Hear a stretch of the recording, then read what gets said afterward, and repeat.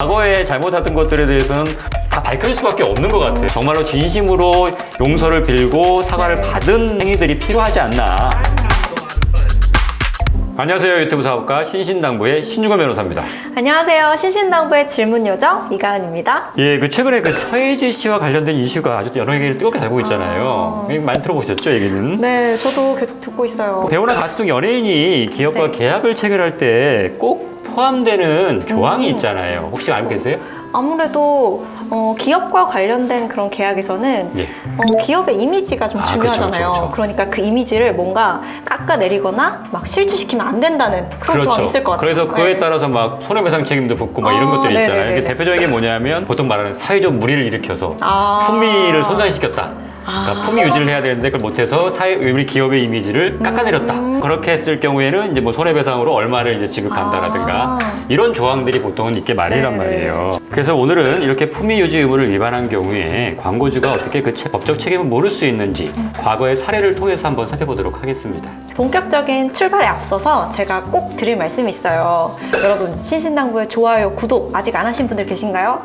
지금 꼭 해주시고요. 저희한테 엄청난 큰 힘이 되니까 잊지 말고 꼭 해주세요. 네, 그리고 어떤 이야기도 당 좋으니까요. 댓글도 많이 남겨주시면 제가 가급적 모든 댓글에 대댓글을 달아드리도록 하겠습니다.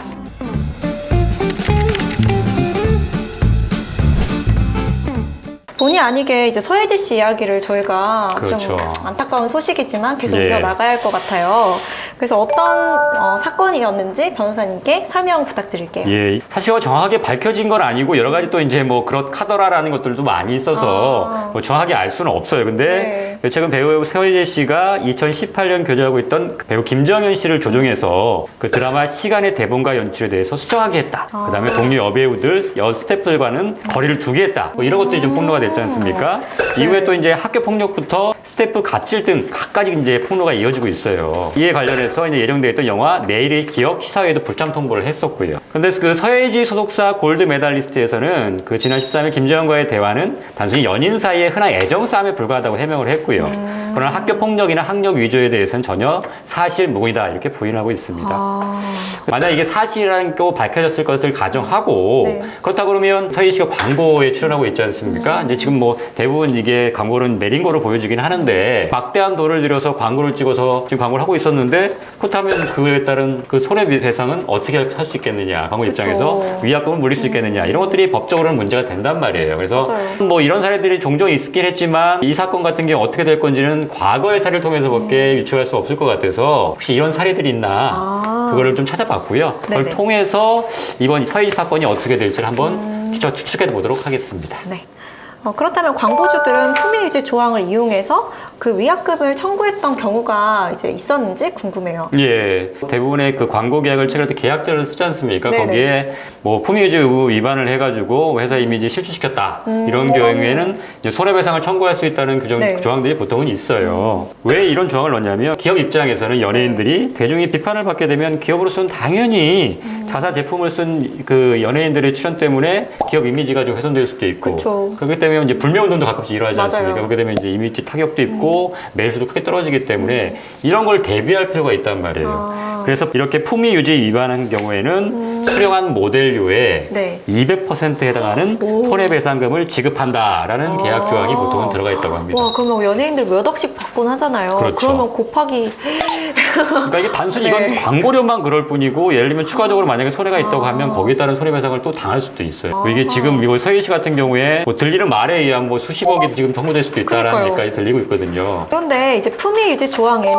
그렇게 맞아 떨어지는 것들도 있지만 굉장히 모호하게 작성되어 있어서 법적으로 뭔가 묻기도 따지기도 애매한 경우가 많을 것 같아요. 그렇죠.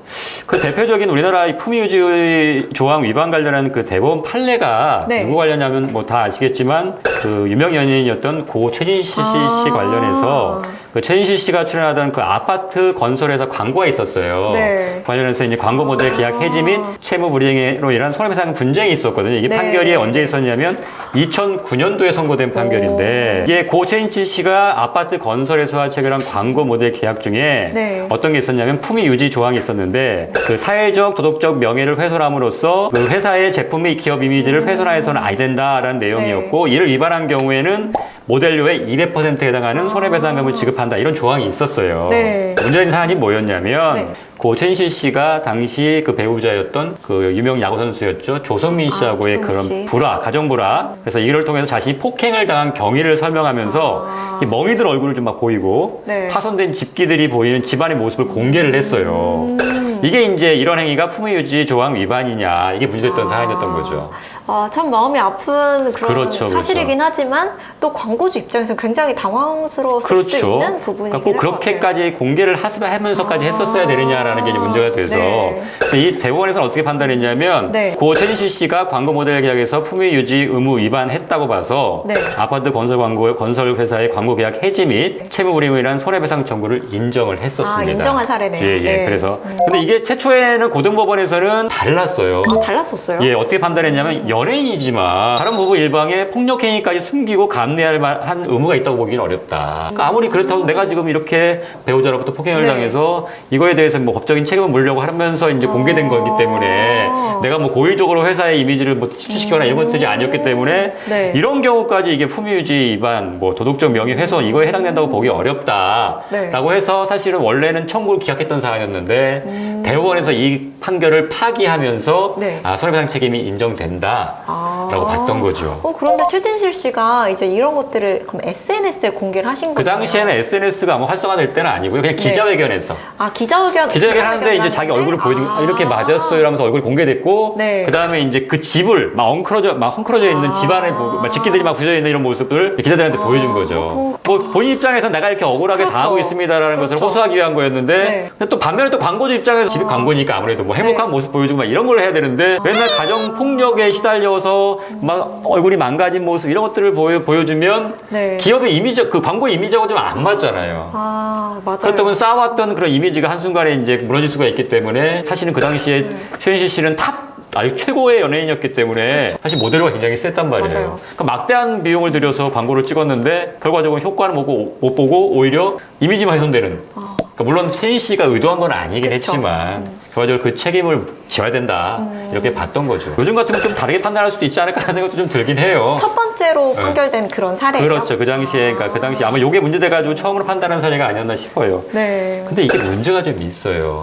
어떤 문제가 그러니까 이게 품위유지 관련해서 그러니까 사회적 무리를 일으켜서 품위유지 의무를 위반했다. 네. 그래서 손해배상 책임을 진다.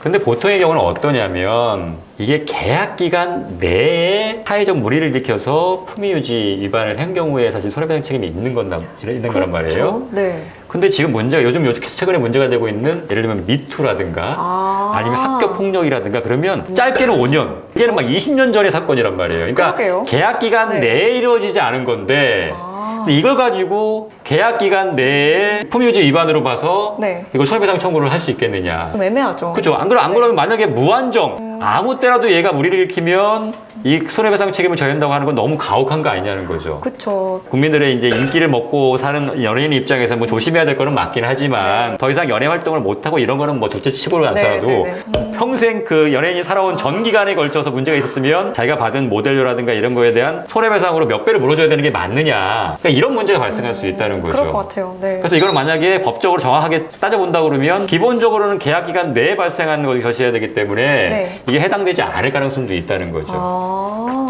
그다음 또 한 가지가 네. 뭐냐면 뭐 보통 이제 품위유지 위반을 했을 경우에 이제 손해배상 책임이 있다고 하잖아요. 네.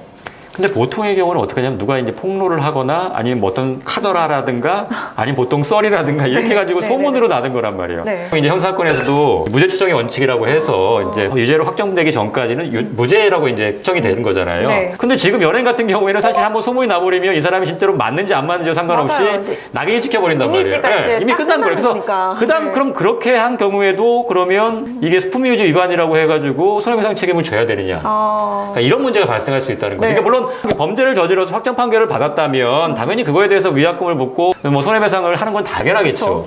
근데 그게 아니라 예를 들면 그러니까 막 이런 소문만 있을 뿐이지 실제로 피해자라고 하는 사람이 뭐 소송도 안 하고 네. 실제로 그런 경우도 많거든요. 지금 뭐 미투라든가 예를 들면 학폭했는데 뭐 실제로 고소는 안 하고 그래서 뭐 예를 들면 기성용 선수 같은 경우에는 오히려 반대로 피해자가 고소를 한 게 아니라 네. 가해자라고 지금 칭해졌던 기성용 선수가 오히려 이건 내가 명예훼손이라고 하면서 오히려 역으로 지금 그쵸. 고소를 한 사안이란 맞아요, 말이에요. 맞아요. 그러니까 네. 만약 기성용 선수가 그거를 안 했다고 하면 그냥 그런 썰만 계속 소문만 돌아다닐 뿐이지 확인되지 않을 수도 있는데 그러니까요. 만약 그런 경우에 기성용 선수가 만약에 광고를 찍었어요. 네. 아 이거 품위유지 위반이니까 너 위약금 내놔라. 그러면 이거 이렇게 할 수 있냐는 거죠. 그러면 안 되죠. 네. 그러니까 이게 그 시기라는 게 결과적으로는 어떻게든 확정이 돼야 그러니까 본인이 인정을 하든 아니면 재판을 통해서 사실관계가 확정이 되든 그때야만 비로소 할 수 있는 게 아니냐는 거죠. 그러니까 이런 문제들이 있어서 네. 사실 이 서희 씨 같은 경우에도 사실은 뭐 여러 가지 설이 있지만 뭐 지금 소수자 입장에서는 강력하게 지금 뭐 그쵸. 부인하고 있는 네, 입장이고 그래서 이게 지금 확실하게 품위유지 의무 위반에 해당돼서 위약금을 물어줘야 할 상황이냐는 결국은 재판을 가봐야 알 수 있는 사안인 거라는 거죠. 그리고 소혜지 씨의 경우는 좀 여러 가지의 부분들이 있잖아요. 그렇죠. 단순히 뭐 어떤 그러니까 지금 거는 될 수도 있고 어떤 건 안 될 수도 그러니까 있고. 뭐 지금 뭐 네. 당연히 연인이었던 뭐 김정현 씨를 뭐 그쵸. 조종했다는 그 문제뿐만 아니라 뭐 네. 학교 폭력이라든가 갑질론 여러 가지 좀 많이 있거든요. 그러니까 네. 이런 것들이 구체적으로 사실관계가 드러난 다음에 그 뭐 이렇게 뭐 위약금에 대한 문제가 논의돼야 되지 않을까. 과거에 뭐 잘못한 것까지도 지금 현재 문제 삼아서 무조건 위약금을 모르게 해야 된다라고 하는 거는 조금 과도한 게 아닌가라는 생각이 들어서 그러니까 이런 문제가 있다는 걸 한번 뭐 짚고 넘어갈 필요가 있어 오늘 한번 소개해드렸습니다. 네. 사실 저도 이제 서혜지 씨의 활동을 보면서 너무 잘 봤던 그런 시청자였는데 활동을 당분간이라도 어쨌든 볼 수는 없게 된 거잖아요. 그렇죠, 그런 그렇죠. 점들도 참 아쉽고 이런 그렇죠, 일들이 그렇죠. 생기는 것에 좀 마음이 안타깝더라고요. 그렇죠, 네. 그렇죠. 요즘 같은 경우에 워낙 예전과 같지 않아서 인터넷이 발달하고 이렇기 때문에 네. 과거에 잘못했던 것들에 대해서는 다 밝혀질 수밖에 없는 것 같아요. 그래서 오히려 만약에 잘못한 게 있다 그러면 미리미리 사실 다 사과하고 사죄하고 그렇게 하는 게 오히려 필요하지 않을까. 그냥 그쵸. 묻어놓는다고 해서 묻혀질 만한 일들은 아니기 때문에 정말로 본인이 아니 기억하고 본인이 알고 있는 사항이 있다면 네. 지금이라도 자기가 본인이 진심으로 가서 사과를 하고 그다음에 그 용서를 받은 다음에 어떤 연예 활동을 하는 게 어떻게 보면 이렇게 나중에 문제가 돼서 맞아요. 어떤 뭐 손해배상을 청구당하거나 아니면은 나중에 그 인기가 한순간에 이렇게 물거품이 되는 이런 걸 막을 수 있는 방법이라서 그러니까 이게 뭐 단순히 물론 뭐 이런 것들을 피하기 위해서 뭐 그냥 형식적으로 가서 사과하라는 의미는 아니고 정말로 진심으로 용서를 빌고 사과를 네. 받는 그런 행위들이 필요하지 않나라는 맞아요. 생각이 듭니다. 네. 예. 역시 이제 다 정리가 되지 않은 상태에서는 그렇죠. 아무리 이제 막 열심히 살아도 나중에 물거품이 한거품이 된다는 한순간에 거는 무너질 수 네, 있어요. 너무 네, 오늘 준비한 내용은 여기까지입니다. 네, 여러분의 궁금증이 해소되었길 바랄게요. 법적으로 궁금하신 부분이나 그 누구에라도 말할 수 없는 고민이 있으신 분들은 저희 신신당부 공식 메일로 사연 보내주시기 바랍니다. 네, 모든 고민은 익명으로 처리해드립니다. 부담 갖지 마시고 언제든지 메일 주세요. 예, 그 앞으로도 유익한 정보 다양하게 전해드리는 소통하는 방송 되도록 노력하겠습니다. 지금까지 함께해 주신 여러분 감사합니다.